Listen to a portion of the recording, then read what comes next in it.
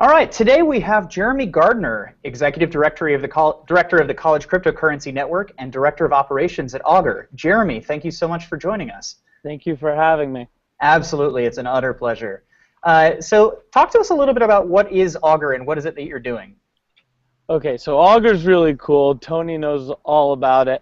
But what we're doing is we're taking blockchain technology and, in my mind, really applying it to a consumer use case, in the first world at least, for the very first time, by taking prediction markets, which are pretty much just markets where people bet on the outcomes of future events such as presidential elections or academic research, whatever you please, and buy shares of yes or no of whether something's going to happen. And that to me is really exciting because betting is something people love to do, something they traditionally have not been able to do online. By putting prediction markets on the blockchain, they can do it now. So that's what Augur is. And as a quick follow-up to that, since I joined the Augur team, I got a chance to go out to San Francisco and meet everyone. I can't say enough about everyone in the group is incredibly bright. They really know the product well. I learned a bunch just by hanging out with them. And the other thing I had the pleasure to do was meet Robin Hanson, someone who I wasn't really familiar with, how influential he was, not just with the prediction market scene and the whole Bayesian statistics scene, but really a part of the early crypto scene and hanging out with the cypherpunks and Tim May and things like that. He has roots in there, and it's very interesting to see how close these worlds are and how they're going to get closer. And this is really cool because we were able to bring Jeremy on today, and we really want to talk mostly about college crypto, but really the Augur team is turning out to be like an all-star team that's trying to execute this, and I can't say enough for everyone about it. But with that being said, I do want to go into the CCN because that's actually how I met you at the first time, Jeremy. How and why did you start this? Were you a part of what started CCN? And tell us how big it's grown since you started it. So my experience with the CCN is really just reflective of my entire experience with Bitcoin, in that the first time I was introduced to Bitcoin was reading a Rolling Stone article about the Silk Road and how you can buy drugs on the internet now, and I was like, well, that's interesting, but it didn't seem to have much value to me, and I didn't really return to Bitcoin for another year until the fall before this, in which I was told by my friends that the value of Bitcoin was about to skyrocket. It was at about 200, and I don't typically take my friends' investment advice, but I did my research. I saw all this sentiment was building. So then the Silk Road closed, bought in. Maybe it was right before or after that. But then the price shot up to $1,000. I got out. I was like, all right, this is too good to be true. Sold my Bitcoin and was like, all right, this tool is good for buying drugs and as a speculative investment. But I didn't really understand the value of the blockchain until I transferred to the University of Michigan last winter. And I moved in with a fellow named Kennard Hockenhall, who was, he started the second U.S. Bitcoin exchange in the United States and went through the Boost Accelerator. When I met him, his company had been defrauded and he was kind of restructuring, and he was in Ann Arbor. And I just happened to move in with all of his former fraternity brothers, and he was crashing with them at the time. And I was the only one that would humor him about Bitcoin because I knew what it was. I had had some positive experiences with it, and so I listened to him, and well, he's a pretty hardcore anarchist. He started to talk about this blockchain, and I started to read about it and found it really compelling. So when I was asked to join the University of Michigan Bitcoin Club, I was like, sure, I'll go, and didn't really make much of it. But my first Michigan Bitcoin Club meetup, a reporter from USA Today comes along, and she's talking about, in the middle of our interview, how there's similar Bitcoin clubs at MIT and Stanford. Now, to me, this was really interesting because I had recently worked in political campaigns and been really disillusioned by the American political system, but I still had a deep desire to organize.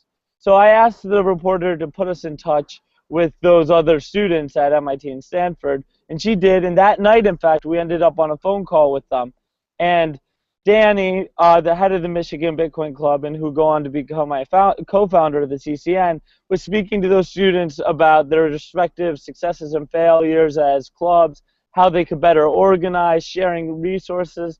And I was like, hey, why don't we create an organization out of this? About a month later, the CCN was born.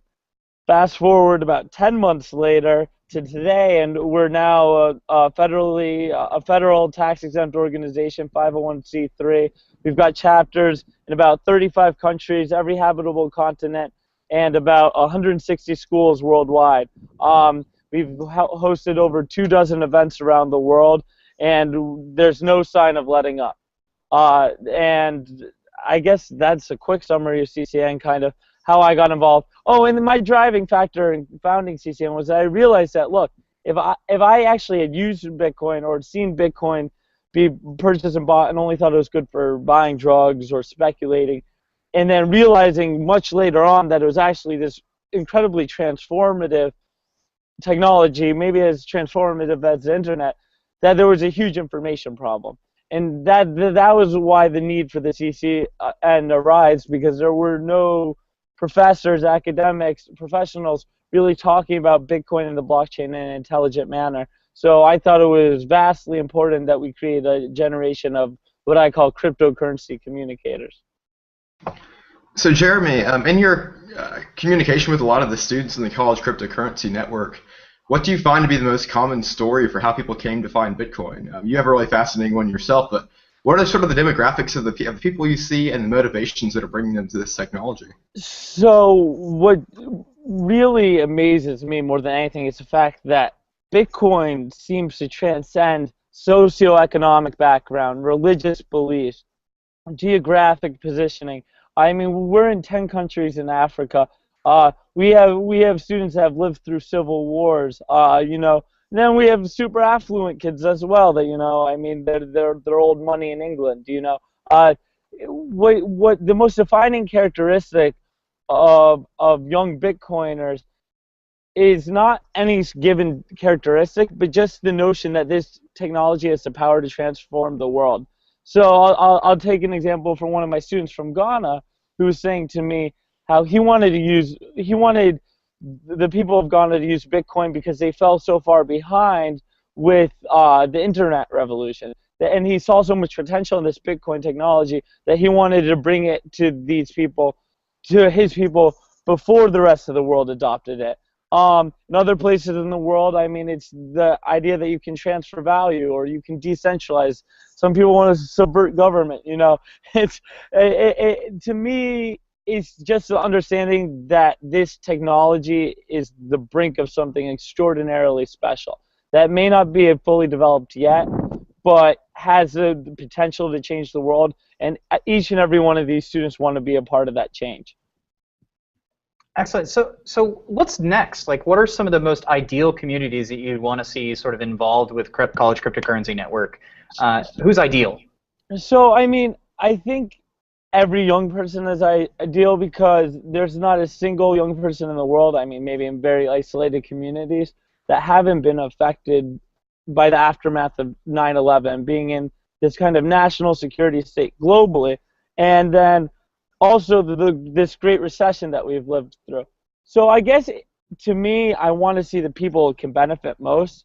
I think those people that have been disenfranchised in the past, lack of access to bank accounts, lack of access to the internet, and really see Bitcoin be able to empower those people, cryptocurrencies be able to empower those people. But it's a slow process. You know, you have to have education. You have to have the means to kind of help communities embrace this technology. So I think we're on the right path. I don't really have any target demographics because, like I said, we're in 10 countries in Africa. I'd like to see us expand more in Latin America. We're looking to translate all of our materials into Spanish. I think that's a huge target region that we haven't been nearly involved enough in.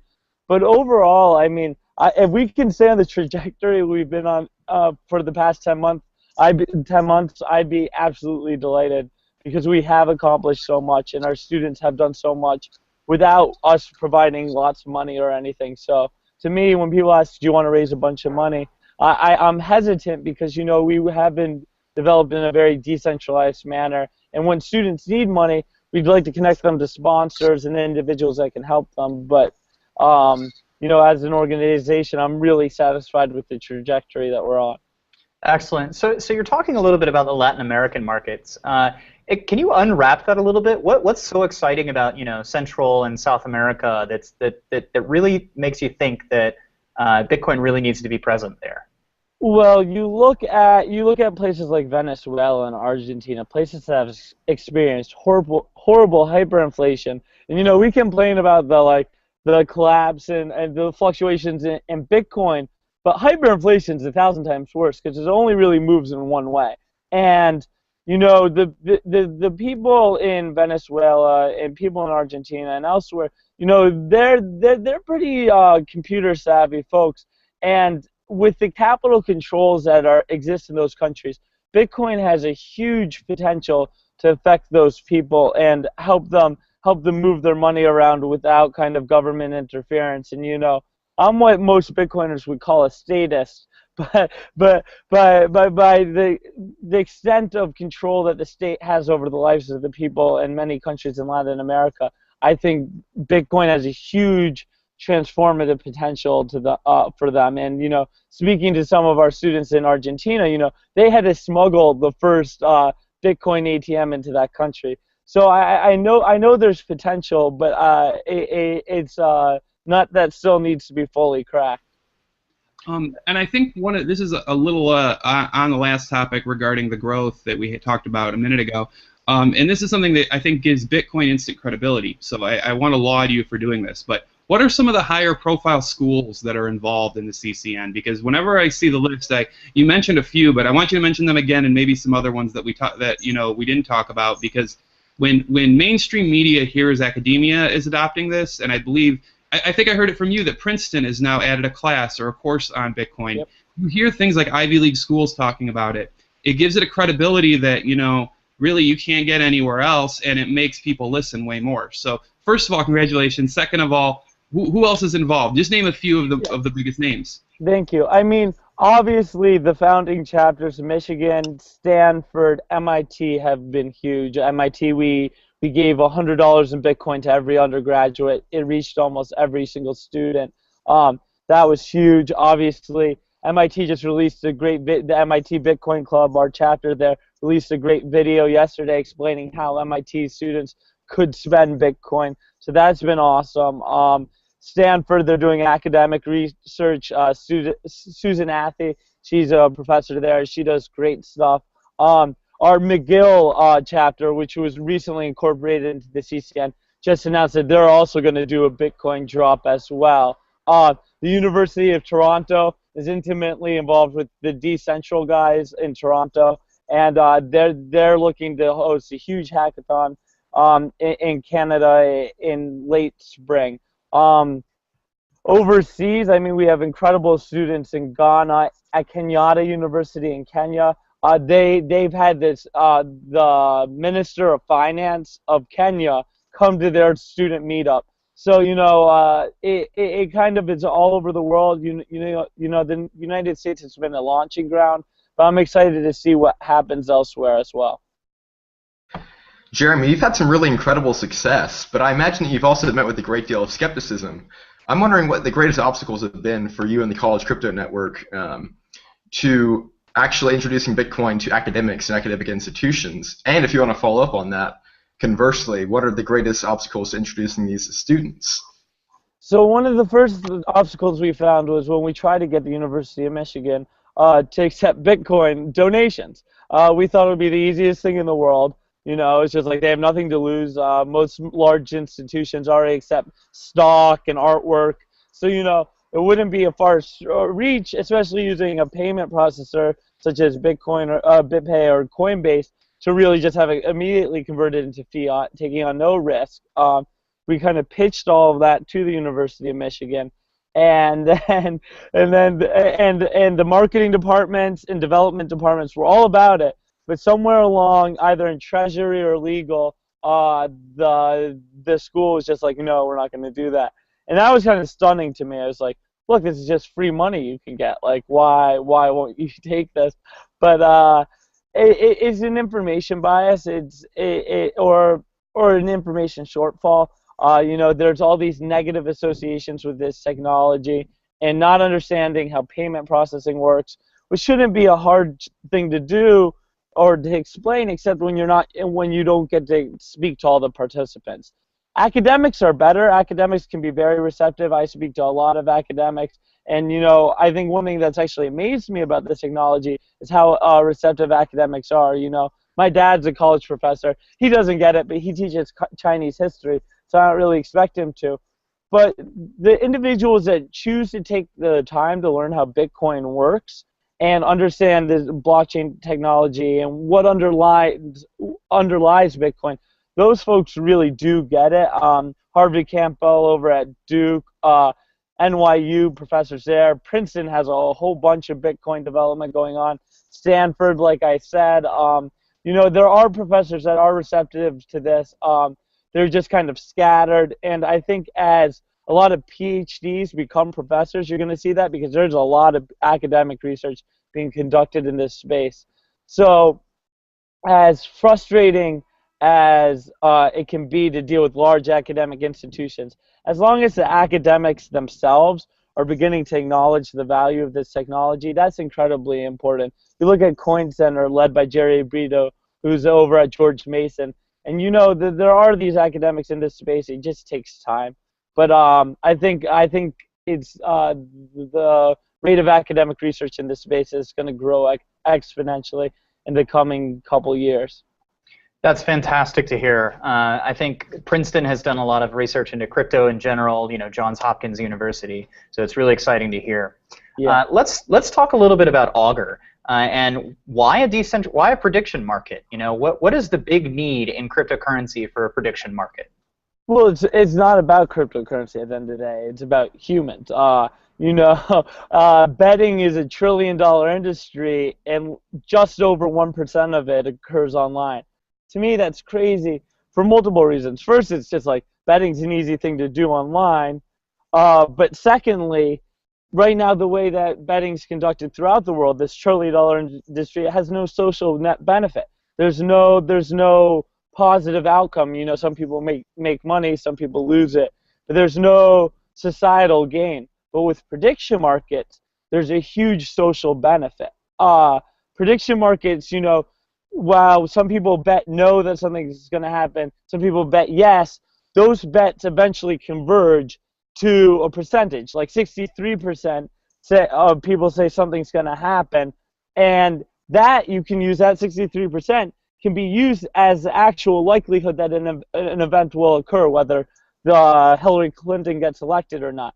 And that percentage, that convergence, has been proven in multiple economic studies to actually be an excellent indicator of whether something will happen. So if we can take a small fraction of this $1 trillion industry, put it on the blockchain, on a prediction market, and have that convergence occur in real time, you potentially have the most powerful forecasting tool in human history, while allowing people to do something they do already, but now just in a socially beneficial way. The fact that this uses Bitcoin just allows people from all over the world to participate, but it's not actually an essential feature of the technology. And I think that's one of the more interesting parts, and that's what got me as a part of the team and sold me on it, is the ability to use a cryptocurrency as the way to incentivize good predictions. And it's something where when you say the word prediction market, I did a lot of studying before I joined the team via documents Jeremy sent me, and just good old-fashioned Googling.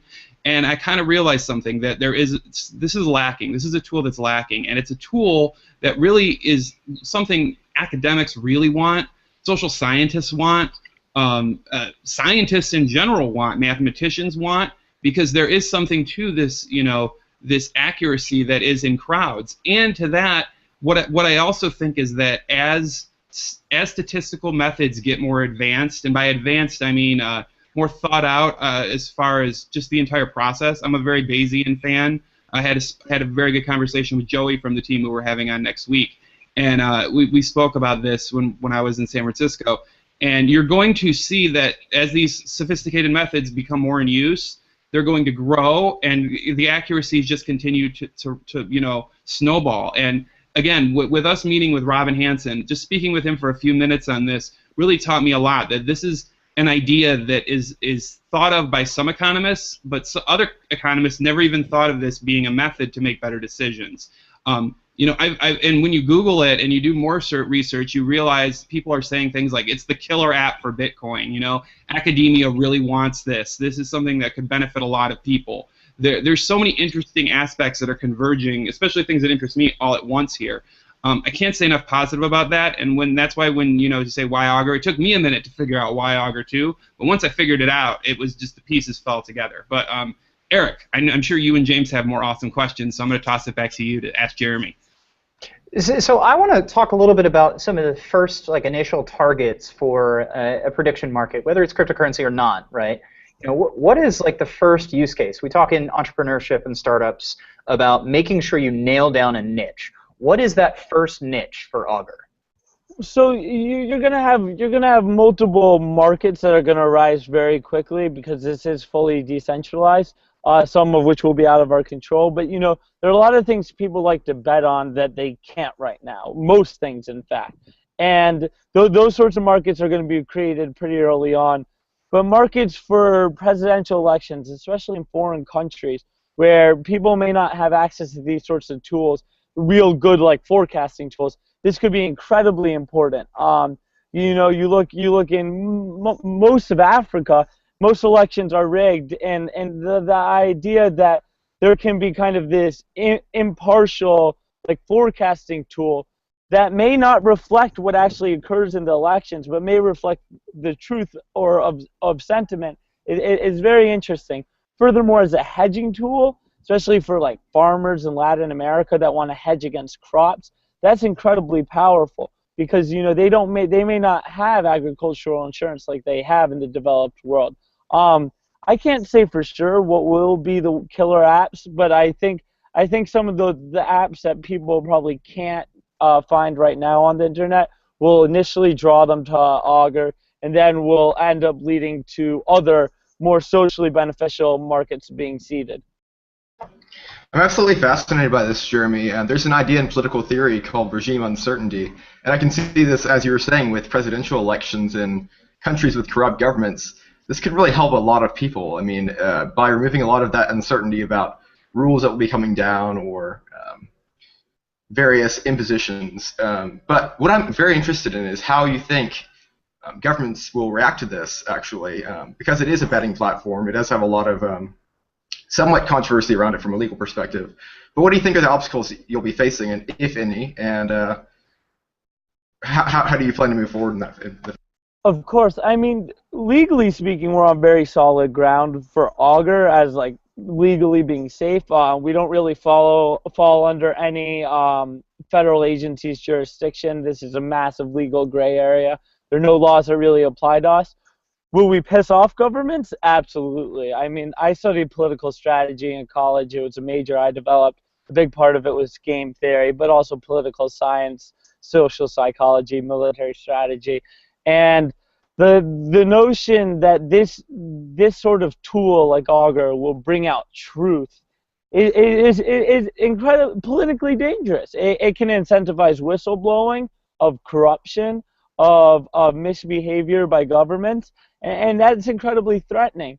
At the same time, however, once you throw this on the blockchain and it's decentralized, there's not much these governments can do. It's the same thing with Bitcoin. You can ban it, but I know plenty of Russians that have Bitcoin. We actually have a secret club over there. So you can try to ban a decentralized technology, but once it's out in the open, it's going to be there forever, whether or not it works.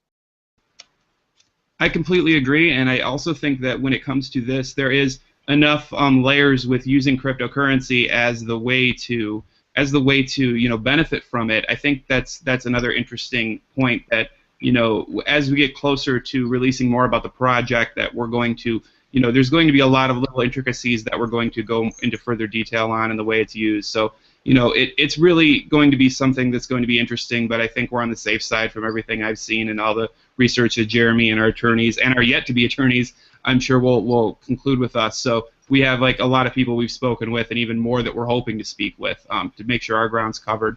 And I think as something with Augur, there's so much social benefit, and there is such a strong positive need for this in academia that we really think that the title prediction market kind of says it all, and that's why I really like that title, because we're not trying to act as someone that's taking bets. We're here trying to incentivize good decision making. There's a difference, and again, I keep quoting Robin Hanson, but I can't. That just because of how impressed I was with hearing him speak. He basically just explained in really clear terms that is what you say you expect and you're hoping to achieve isn't always what you really want to achieve, and your decision making can have a lot of influences that are not as simple as, is this the best decision? They can have social, political, cultural, things that are really influencing your decisions that actually result in you making that decision not for the best and maybe not the most accurate decision that you could. These are human behavior things, and the first way to answer that is to get solid data, and the crowd is a really great way to do that. The other thing I learned as part of learning about prediction markets was how many companies also employ prediction markets internally. I know Google's one. Jeremy, I would love it if you can go to a little more detail about that, because you were fascinating when you told me about it. Absolutely. So Tony was like, oh, we should focus on applying prediction markets to companies because, it's a great forecasting tool, especially when people are incentivized to be honest. But in fact, this is actually a heavily used tool internally at IBM, Hewlett-Packard, Google, as Tony said. The French government uses it. The Department of Defense uses these prediction markets. They're a wildly popular tool because people are honest about what they think is going to happen, and it gives organizations a good sense of how reasonable they should be with their predictions. Now, sometimes C-suite individuals don't like to have their own estimates being undermined by the crowd, but overall, these are very popular and effective tools, both internally in organizations and societally. That's fantastic.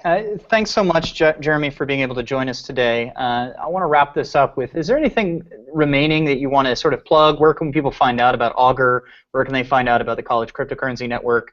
Tell us some things that you want to plug, and then we'll go ahead and wrap it up. We've got some good URLs.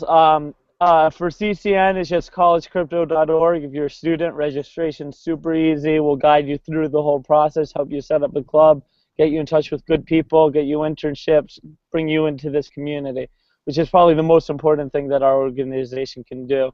Augur, we don't have too much going on right now publicly. You can go to augur.net. You can sign up for our newsletter. And then we'll have alpha and beta testing in the coming months, a crowd sale in May. But for now, just follow us on Twitter. It's Augur Project. That's our social media handle for every website. So easy to access, easy to find. You can follow me on Twitter. My handles have been here the whole time. I'm not that interesting though, so I think that's all my plugs. You are. You're a fascinating individual, Jeremy. Trust me. Again, Jeremy, thank you so much for joining us today. This has been a very enjoyable chat, and we hope to have you on again in the future. My pleasure. Thanks, guys. Everyone in the group is incredibly bright. They really know the product well. I learned a bunch just by hanging out with them. And the other thing I had the pleasure to do was meet Robin Hanson, someone who I wasn't really familiar with, how influential he was, not just with the prediction market scene and the whole Bayesian statistics scene, but really a part of the early crypto scene and hanging out with the cypherpunks and Tim May and things like that. He has roots in there, and it's very interesting to see how close these worlds are and how they're going to get closer. And this is really cool because we were able to bring Jeremy on today, and we really want to talk mostly about college crypto, but really the Augur team is turning out interesting, but it didn't seem to have much value to me. And I didn't really return to Bitcoin for another year until the fall before this, in which I was told by my friends that the value of Bitcoin was about to skyrocket. It was at about 200. And, I don't typically take my friends' investment advice, but I did my research. I saw all this sentiment was building. So then Silk Road closed, bought in. Maybe it was right before or after that. But then the price shot up to $1,000. I got out. I was like, all right, this is too good to be true. Sold my Bitcoin. To be like an all-star team that's trying to execute this, and I can't say enough for everyone about it. But with that being said, I do want to go into the CCN, because that's actually how I met you at the first time, Jeremy. How and why did you start this? Were you a part of what started CCN? And tell us how big it's grown since you started it. So my experience with the CCN is really just reflective of my entire experience with Bitcoin, in that the first time I was introduced to Bitcoin was reading a Rolling Stone article about the Silk Road and how you can buy drugs on the internet now, and I was like, well, that's interesting. Which are pretty much just markets where people bet on the outcomes of future events such as presidential elections or academic research, whatever you please, and buy shares of yes or no of whether something's going to happen. And that to me is really exciting, because betting is something people love to do, something they traditionally have not been able to do online. By putting prediction markets on the blockchain, they can do it now. So that's what Augur is. And as a quick follow-up to that, since I joined the Augur team, I got a chance to go out to San Francisco and meet everyone. I can't say enough about All right, today we have Jeremy Gardner, Executive Director of the College Cryptocurrency Network and Director of Operations at Augur. Jeremy, thank you so much for joining us. Thank you for having me. Absolutely, it's an utter pleasure. So talk to us a little bit about what is Augur and what is it that you're doing? Okay, so Augur's really cool. Tony knows all about it. But what we're doing is we're taking blockchain technology and, in my mind, really applying it to a consumer use case, in the first world at least, for the very first time, by taking prediction markets, where